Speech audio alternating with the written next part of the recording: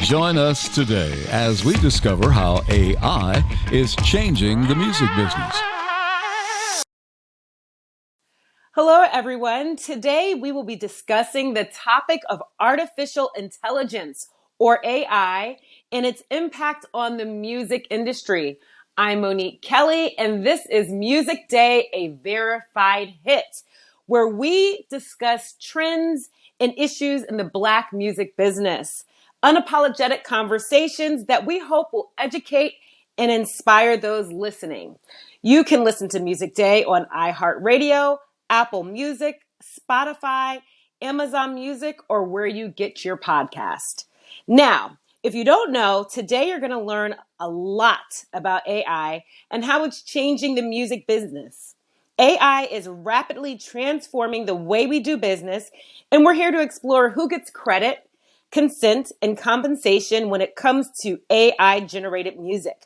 We invite you to stick around and be sure to press that like button if you like what you're listening to. Be sure to comment and be sure to subscribe right down there below. Joining us today, we have Laurence Rozier, the founder of Digital Gumbo Works, a tech expert and visionary who created the National Black Computer Network 40 years ago. Always ahead of his time, in 1995, he developed a pioneering virtual world website for Warner Brothers Records Black Music for the artist formerly known as Prince.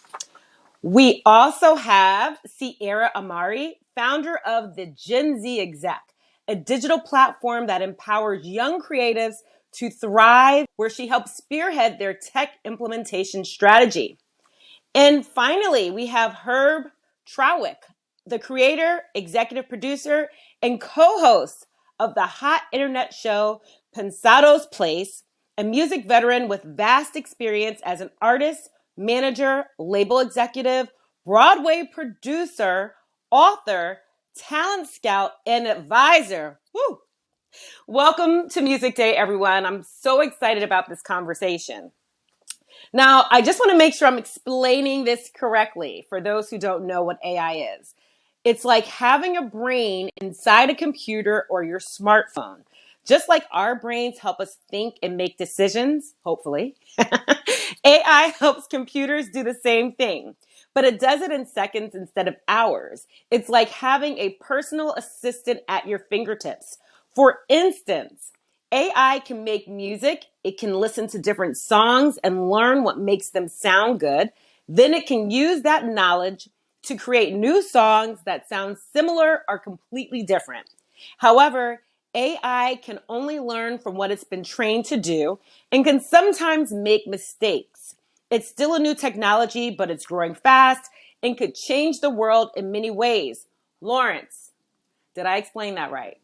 Well, you hit the bigger points, but the one thing that I always like to bring out to people is that AI and intelligence has been part of computing from before the beginning. A lot of the companies talk about it as though it's all new, but it isn't.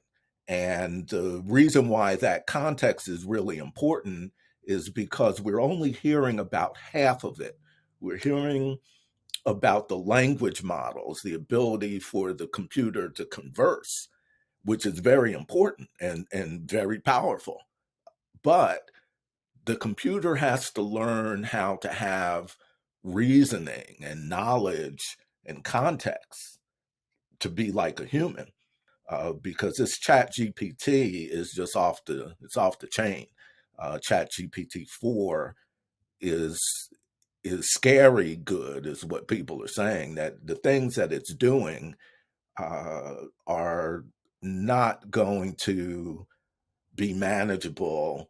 And even if we take a pause, the genie's not only not going back in the bottle, but the genie's left the building. The genie is already gone. With AI, we won't get a chance. If we let it get going the way social networking got going, we might not be able to Right. intervene. And I want to ask Sierra, what are your thoughts? What do you see as it pertains to Chat GPT and the AI movement in general?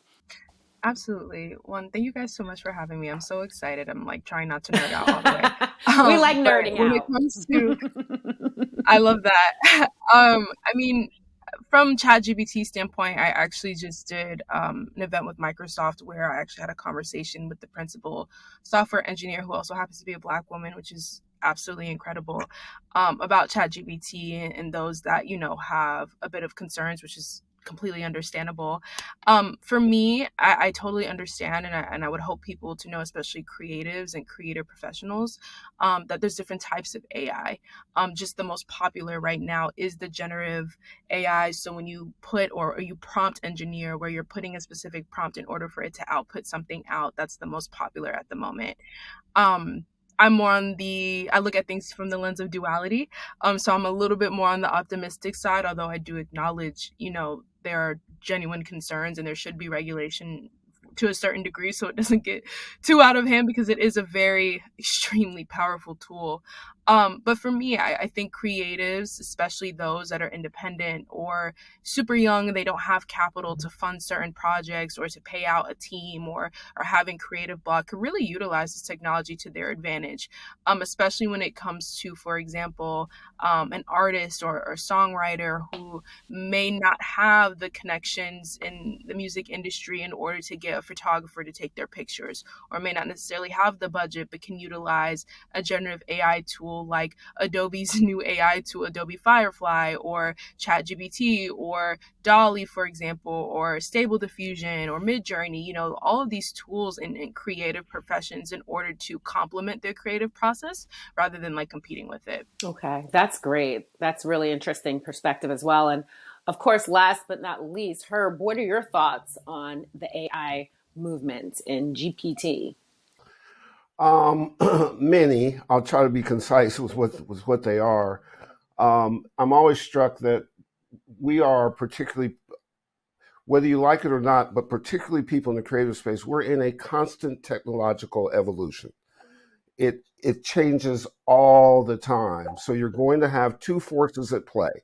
Speaking to Sierra's duality, there's going to be those that can use the tools for good, and then those ne'er-do-wells who use the tools for bad.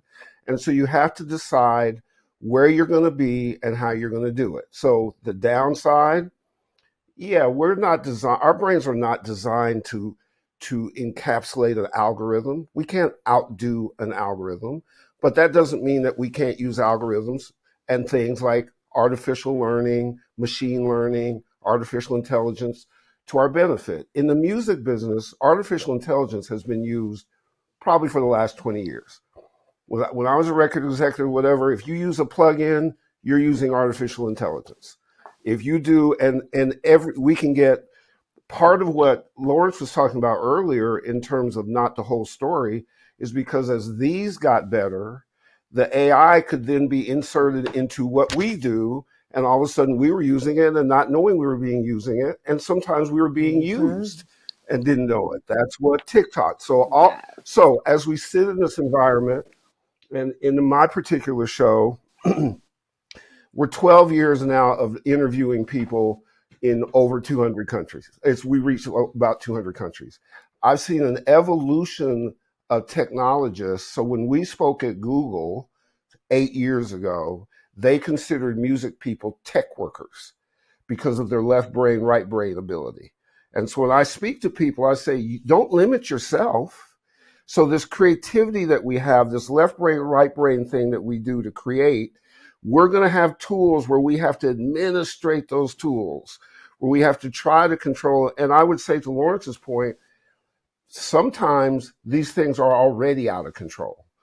We're managing the tail end of the dog. This thing is rolling. That's why we're having this discussion. Some of it is what we do to ourselves and say, oh my God, it's going to replace us. Not necessarily.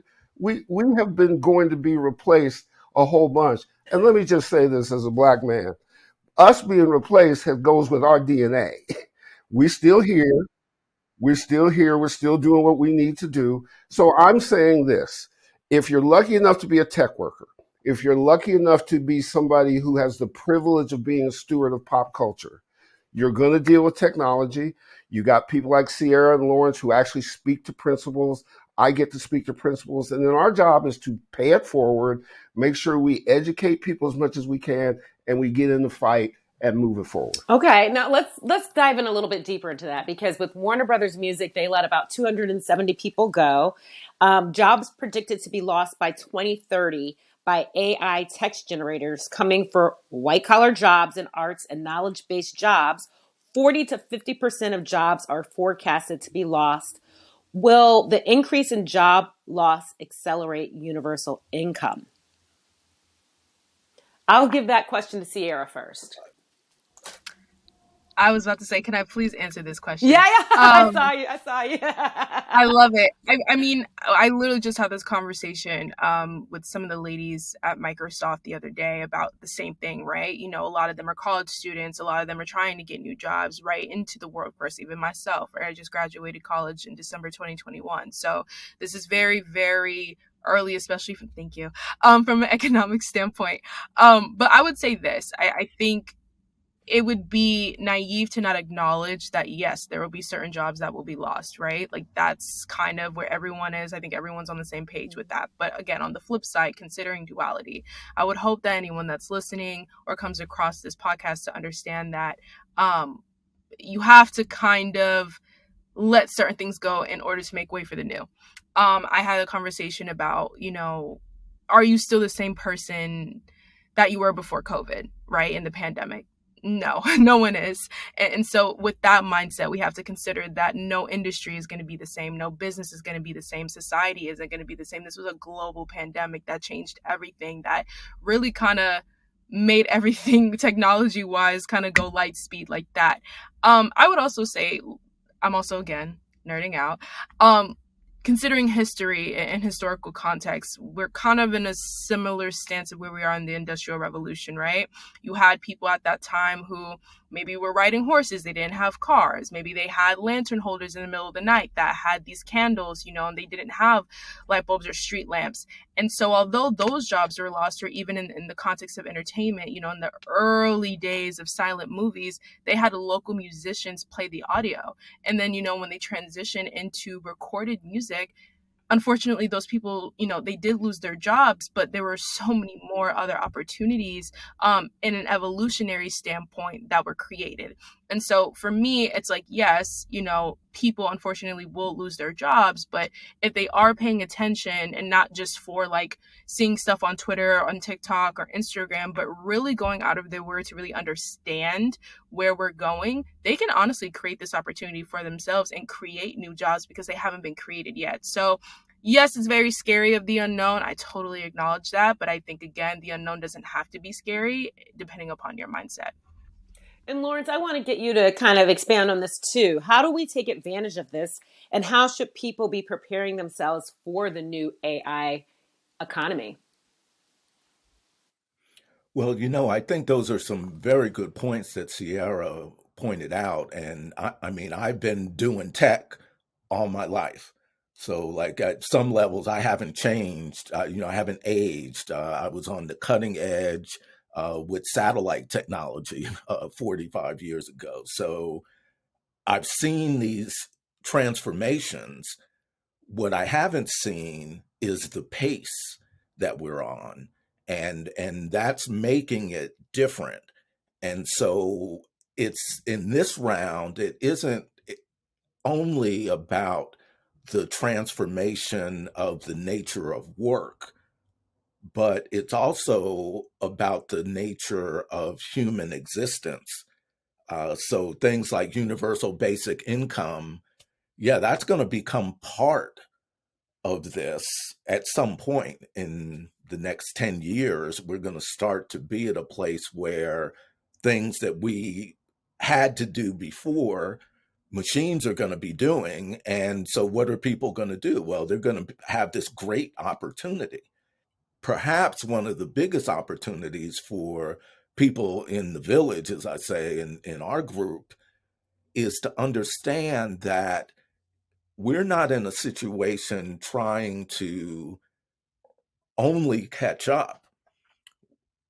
A lot of what's being done really has its roots in our traditions and culture, from the science fiction to just the idea of where did logic come from? Where did the concepts, the ideas about how relationships between things happen that led to computing? Those things were all in existence in Africa before the pyramids were built. So we have to come to understand why our roots are so deep and rich, and that our opportunity is to do it from our own perspective, not about trying to be like or copy the things that we see in front of us, which, often seem too technical and too linear and restrictive, and understand that all these new things that are happening are actually reaching back and touching where it came from. And that's really the most important aspect for me of making sure we understand just how old this is and how it got to the 40s, 1940s, and to electronics, because it's convenient to leave that part out for the people who made the money and made the progress in electronics. But these ideas are pretty ancient, and they keep coming back. And so we can participate on our own terms, and we can be empowered, not just consumers. And so it goes to the kind of yin yang, the kind of duality that Sierra's been talking about, that we don't have to just be on one side of it. But I wanted to ask Herb, just thinking about what Sierra and Laurence were saying about the various jobs and opportunities, and in terms of the actual music, um, will whoever best provides the prompts for AI music become the best music producer, art director of music, or on the radio? How will that work with AI, in your opinion, Herb? No, I don't necessarily think they'll become the best. Computers don't cry. That ability to touch somebody or be able to use a unique emotion to connect and so on and so forth.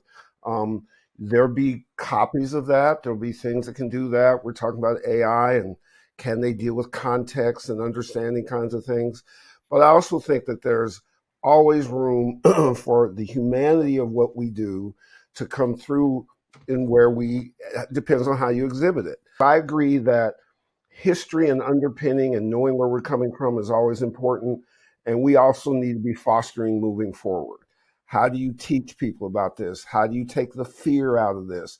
How do you get people to activate and be engaged in this? How do you get it to embrace it? Because those are going to be the innovators, or the people that find the thing that we didn't know was going to happen, or create the new jobs where the other jobs are missing. So you can't stand back and just review. You're going to have to engage. And for a lot of people, it's scary to engage. So people like us have to kind of foster people through. I can point you to 1500 Academy, and other people teach coding and other kinds of things to get involved in. I'm an advisor to 20 schools. And we're saying to people, and these are Black and brown kids, not just Black and brown kids, but that included, no, embrace. Here's the change. Here's the cheat code. Here's how you get to the bottom line. Here's how you learn. Here's how it can affect your music. Here's how you can have it not affect your music. Here's where you can combine it. So we have to be activists at the end of the day, and we have to be tech activists. And in doing that, I think that the results of the music will be how we respond to the music. If I hear something, what I want to do is not worry about whether it's AI or not. I either want to groove to it or do whatever I do to it. And I imagine it's going to be both, because AI in music is not new. The idea that machines may think for you or replace you or other kinds of stuff, that's the scary stuff.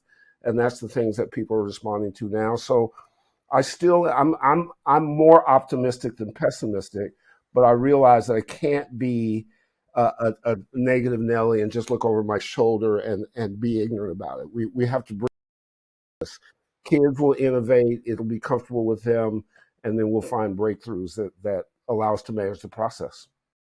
And I see we have someone else joining the chat, Mr. Pierre Bradshaw. How are you, Pierre? Welcome. Oh, Pierre, I can't hear you. Can you hear me now? Yes. Hi, Pierre. How's everybody doing? You know, it was hard getting online from here in Dubai. I had to jump through some hoops, but I'm glad to make it. It's nice to see all of y'all.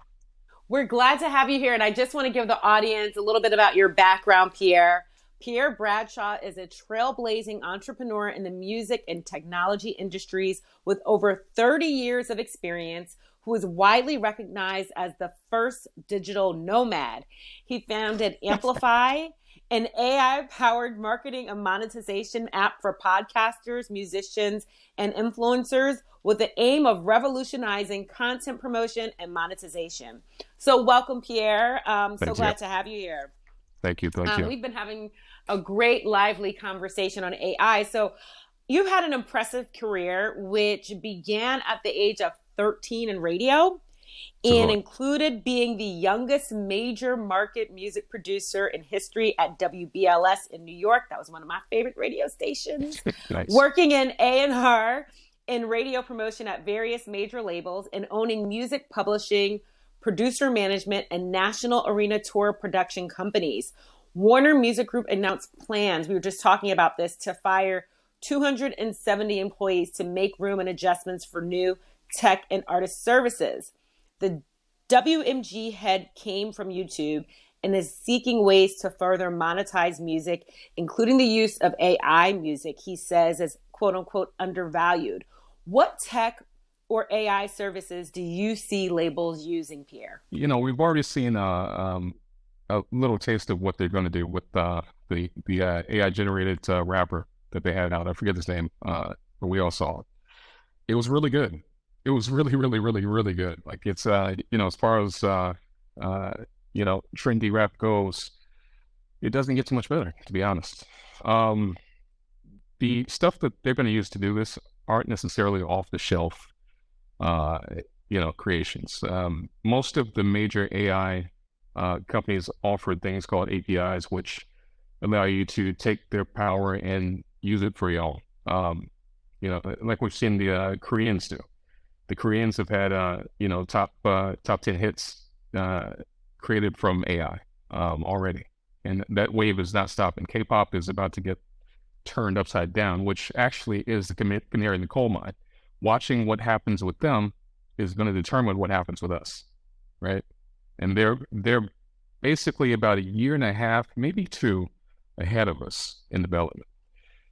So, the apps that they're going to use aren't the apps that we can access right now. There's lots of AI music creation apps for consumer use, but none of them are really truly ready for chart making, music making yet.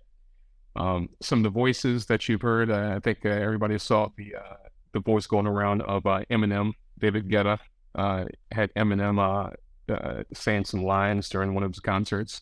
Sounded like he had Eminem, but the delivery wasn't perfect yet, right? So, to get that kind of perfection, you have to use the industrial strength creation studios, the full-fledged studios that do it, with big staffs of people to get it together right. But again, just watch the Koreans. That will tell it all. And then one other question to you kind of on this topic, Pierre. What positions are labels losing or foregoing, and what do you see them enhancing that could increase artist revenue? Oh, I hate this question. I figured I'd give you the hard ones, Yeah, between records and yeah. Wait, did anybody get these Doom and Gloom questions before me? Because the answer to this is something that none of us wants to hear, right? Especially in radio, more so in radio than records, but both are gonna have some problems. A&R, the funny thing is, all of us have been here long enough to see how A&R switched from people actually going out to clubs and networking and really looking for talent to reading charts local charts and then basing decisions off of what's going on based on the charts in certain markets, right? Well, this is that on steroids. Right now, we're going to see, the algorithms, that are on, actually is relatively the same algorithms that are in use in Spotify right now. That's surfacing, personal hits, and then figuring out what personal hits turn into wider hits on a level that we never could have before. Arbitron, yes, none of that can do it at the granular level that the algorithm on Spotify can do it right now. And YouTube also has one that's not as good as Spotify's. As a matter of fact, YouTube just turned theirs on recently for their music service that nobody really uses. That right there is going to give them an insight to what's good. Now, extrapolate that. If they know what's good, then they can, as AI music goes, then it's easy for them to come back and give you something that sounds like what you want to hear, which actually is already happened to a degree in the smooth jazz type worlds, the classical music worlds, the non, truly vocal worlds. Now, if that happens, what are the A&R people going to do? What are the, I don't know, pick a department, right? Marketing. Right now, marketing can be run by AI almost completely. Radio promotion. I love my radio promotion people. These are my personal friends. But Spotify is already doing the algorithm. If radio turns into that, right, which on a music selection level it will, first, departments are just killed. Now, the one cool thing I will say is that, on the younger end, the music managers are still safe, right?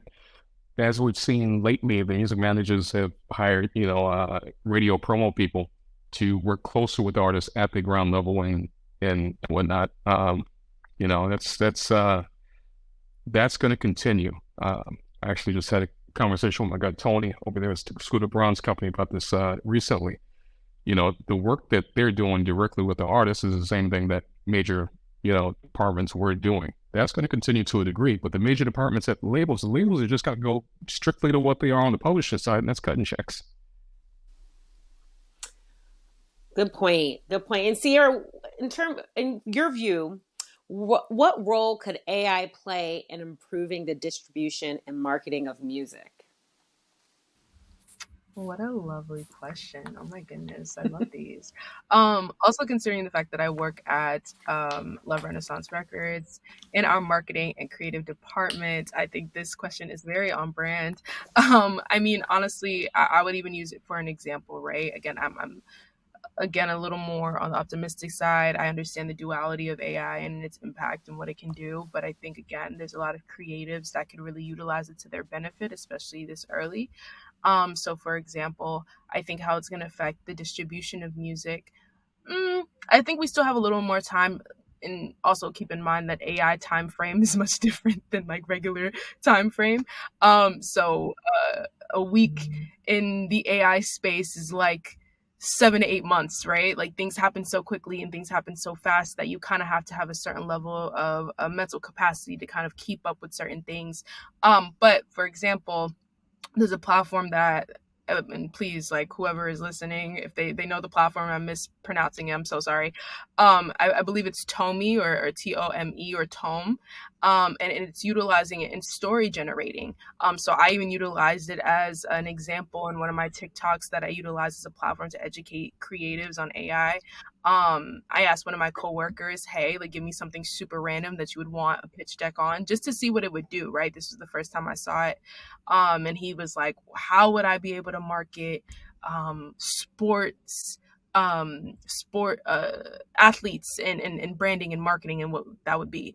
And I put it in this generating system and it spewed out the whole marketing plan in less than 45 seconds, right? And so as a marketer, And as a storyteller, as a world builder, as a narrative director, it's important to make sure that, obviously certain elements in the stories that we're telling, especially when it comes to art, especially when it comes to music and human music and music that's being created and telling these stories of humans, are obviously accurate. But I think, again, it should be utilized as a tool, right? It's the same thing as social media. Either you use it or it uses you. And so I think when it comes to telling stories and utilizing that in music distribution, I think it can help enhance the creative process, especially when creatives have creative block. You know what I mean? Like, I think everyone at some point has creative block. They have some type of, like, damn, like I sorry. Oh, no, it's okay. But damn, like, That's fine. I'm working on this rollout, and the storyline that I had initially just isn't connecting, but I want to convey this, but maybe I just don't have the right words to really like convey it. I can easily input that and be like, hey, like, is there a new creative way that we can reword this and kind of, utilize that narrative? And the AI is really more so like a creative co-pilot. So that's really, I think, how it would help in the marketing side when it comes to music distribution, as a creative co-pilot or assistant with the creative process. Okay. And Herb, I wanted to ask you about the Google LM and Synthesizer Studio, which uses AI music trained with real voices. What are your thoughts on that? I think ultimately AI is going to be used and is being used, as I said earlier. AI in the music space and certainly machine learning has been being utilized for 10, 12 years in all kinds of things, plugins, instruments, other kinds of stuff. Some people didn't know what they were doing or necessarily knew what to do with it or what to call it, but they learned what they were taught. So I see this iteration going across across everything. It's not going to limit itself to one specific place and then not go to another place. I'm more on the side of, okay, here's the people who use it for good, and what do the ne'er-do-wells do with it for bad?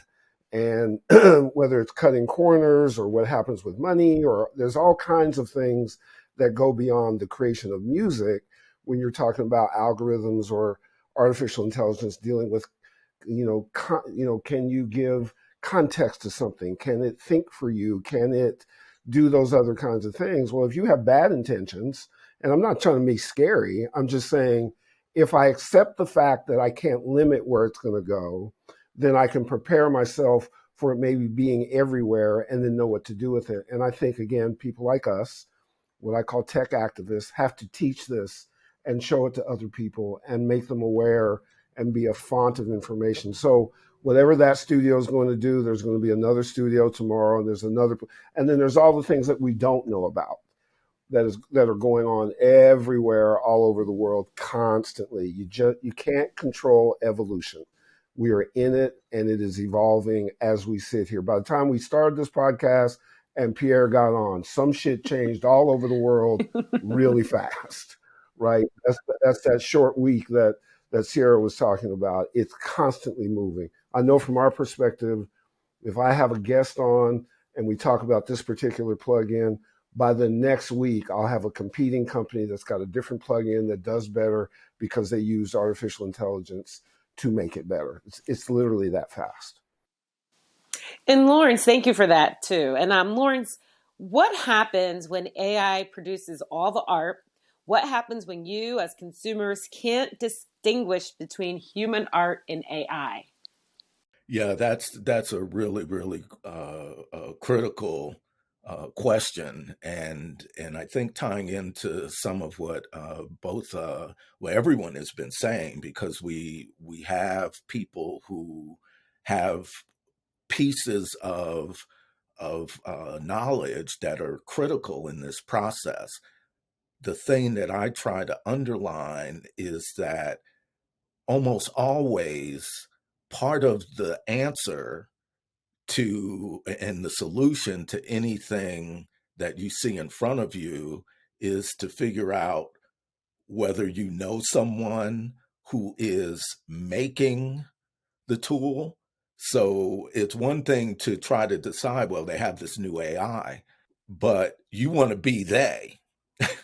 So you want to have someone that you can go to and say, can we make that for ourselves? Because that gives you a different set of options and perspectives. And if you concede that you're always going to only have to react to what's being presented to you, it's like in every creative expression of movement, like dancing and sports, you got to stay on your toes.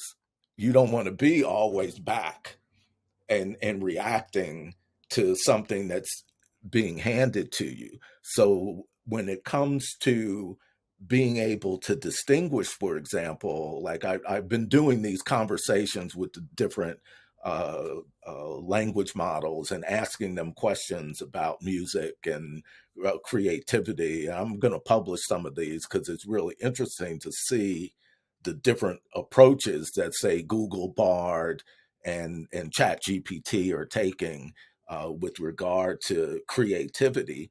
I mean, at one level, we are seeing it in so many ways. Like in politics, you see George Santos, and you start to think, well, wait a minute, an AI, you don't even need an AI to convince a certain group of people to, kind of follow along. So what happens when the AI learns that and starts doing it? And so you end up back at this place saying, well, maybe the answer has to do with not reacting, but being involved, bringing our creativity, having artists collaborate with the tech developers, which is always happening at some level.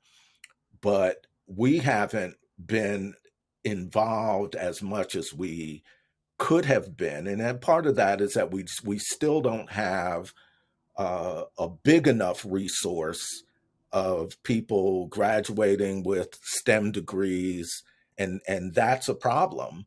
But we have enough that if we are intentional and we seek out those people and have those collaborations, then we can start to define the landscape, maybe just a little patch of it here and a little patch over there. And so in the time that I've been in this, my perspective has led me to say, we're better off trying to be able, what's that phrase? God bless a child that's got its own.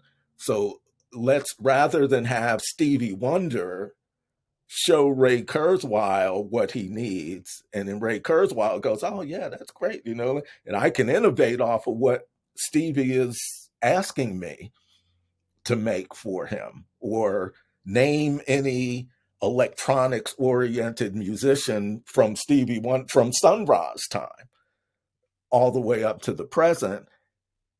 What we need to do is be trying to figure out, well, how do we get involved in that process of making the software tools, making the chips, so that we can then shift that conversation a little bit. We want to be reaching out to a world that's different from this world, because if we only try to solve the problem that we're reacting to, like how do I keep this job, when we know that an entire industry is being transformed, then we're going to just be like that hamster on the wheel, like constantly fighting to solve and put out that fire in front of us. And Herb, I want to touch back on something that you were talking about earlier, because nobody is talking about the end users. It all seems to be coming from the aspects of corporations. But what about corporations? But you touched on something really interesting in terms of computers don't cry, but people do. And it's that human emotion that we were talking about. So how can we have that human emotion with human artists? How do you anticipate human artists with the emotion working with AI so that for the consumer, it doesn't just feel like artificial intelligence? You still have that emotion. I want to first start with Herb with that answer to that question, and then Pierre. I think the beauty of art is that it's so individualistic. How I interpret something versus Pierre versus Sierra versus Laurence versus me, it's all going to be different. And somewhere in that interaction is going to be the ability to touch or not touch, completely miss, throw a home run, maybe be able to get it past me. I'm under no illusion that I listen to some AI generated music today that I love. Is it completely AI? Not necessarily. Is it somebody that's trying to get to context and all those kind of sympathetic, emotional things? Not necessarily, but I don't know. However, I know when I'm touched. And at some point in time, I got to know when I feel what I feel, and then I can determine if I'm feeling it. I hope I don't have to get to the point where I have to determine, I feel emotional. Now, do I feel emotional because of an algorithm or because Kendrick was killing it? I don't want to get to that kind of specificity. And I think a lot of times the answer has to be, at least partially, in how we teach people moving forward. What people are consuming in the schools, what kind of place can you go get some education about this so you can get your hands around it early. Oftentimes when things happen to us, all we can do is be reactive. We often need to happen to something and be able to bring it and be able to put context to it and say, oh, I'm going to control this way. I now understand this. I don't have to be afraid of it. And to the degree that I'm involved in some educational stuff across, I'm actually encouraged that creators, artists realize, because they're getting the tools that have that kind of thinking in it, whether it's machine learning or artificial intelligence, they're not afraid of it. And they're trying to figure out how to use it in their music and how to tamp it down or let it use. So there is, again, an optimistic way to approach it, but it's an all-consuming thing. I don't think you can take an angle and just work the angle. This is a big part of our lives writ large, and we have to approach it that way. Absolutely. Sierra had to go, leave, but we appreciate her joining us when she did. And I know we could talk, we need like a good 3 more hours for this conversation because there's so much for us to dive into. Pierre, did you want to add on to that too? Oh yeah, I could talk about this for hours and hours and hours. I see it. I'm dealing with this on lots of different angles. I'm dealing from the financial side because I have lots of fintechs and entertainment. I own Amplify.fm, so I'm trying to do what I can to make it easier for us to promote and monetize. But past all the digital stuff, the one thing that I think we need to talk about more than just the AI, of course, to fight AI, is the thing that we have that we are uniquely capable of doing, and that's connecting with the actual listeners, right? Connecting with people, right? You look at the success of Drake Champs, you look at the success of Breakfast Club, Charlemagne, $1 Million worth of game, all these podcasts, right? Huge numbers, bigger numbers than any one DJ in the US, right? They're getting that because they're able to connect with people in a way that most people can't, right? The only way that we fight this is we go back to our roots on a local level at stations and start to serve our communities, right? To get out, to actually do something for people, right? We lost that. And that's why we're about to get our butts handed to us, because we lost the thing that we used to do better than anybody else. Now, as I said, with those people that I just mentioned, they're doing it well, and you can see the results. You're talking $10, $20 million deals. I don't know any jocks getting $10, $20 million deals, that didn't do Born and Drive, not from the living room of their own studio. I worked with Frankie Crocker back in the day with his own studio. It was the first one. I'm like, okay, how far can this go? They're showing us how far that can go from their own home studio, right? If stations go back to that, we can buy another 5 years. Stations don't go back to that. We saw Clear Channel start with the voice tracking, and we didn't know how far that would go. We saw how many night shifts and overnight shifts and midday shifts are gone now, right? They can just double that and do it again. They've already proven that they'll do it. This is exactly what's going to happen. So I just chime in real quickly. Pierre, I'm upset with you that you look the way you look and you worked with Frankie Crocker. You're supposed to look like me, so kudos to you. Sorry. Is that are you AI, Pierre? Are you an AI image? Right, you might not even be Pierre. Well, on that note, I know we have to conclude this lively conversation, and I know there's so much more for us to discuss. So maybe we'll have a part 2. And for all of you guys watching, we hope you enjoyed and learned something today about artificial intelligence, AI. And if you're watching this on YouTube or listening to the audio podcast, please subscribe, follow, rate, and comment, and we'll be sure to answer your questions and suggestions. We'd like to thank our guests, Laurence Rozier, Sierra Imari, Pierre Bradshaw, and Herb Trawick for enlightening Music Day about AI in the music industry. Can you each share your social media contact or website info? Let's start with you, Laurence. I'm at Digital Gumbo Works. Stay tuned. I love that name. Pierre, how about where can we find you? I encourage everybody who creates to sign up for the beta for Amplify.fm. It should be launching soon. I'm working on some of these AI tools that develop every day into it to make it easier for everybody to expand their audience and also make some more money than usual. But aside from that, you can catch me at Mr. Bradshaw 305 on Instagram. You know, most of the people listening probably already there. Yeah, definitely reach out. And last but not least, Herb, where can we find you? Go to pensadosplace.tv, and we're right there. All right. Well, thank you all so much for joining, and thank you for our listeners for tuning in, and we'll see you next week.